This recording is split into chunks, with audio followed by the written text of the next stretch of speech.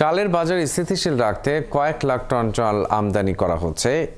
এরই মধ্যে চট্টগ্রামে 50,000 টন চাল জাহাজে এসেছে বলে জানিয়েছেন বাণিজ্য উপদেষ্টা শেখ বশির উদ্দিন।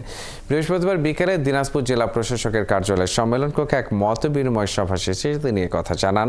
উপদেষ্টা বলেন, চালের দাম কৃষকের ক্ষতি ও ভোক্তার দুর্ভোগের কথা বিবেচনা করে নির্ধারণ করা হবে।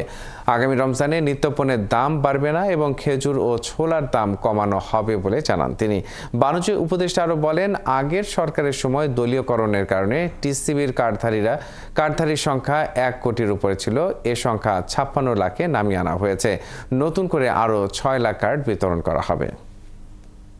আমরা চাল আমদানি করছি। আমাদের চিরং বন্দরে এই মুহূর্তে 50,000 টনের একটা চালের জাহাজ খালি হচ্ছে। আমরা চালের বাজারকে স্থিতিশীল রাখতে চাই। আমরা চালের বাজারকে অতি নিচেও নামাতে চাই না, উপরে উঠাতে চাই না।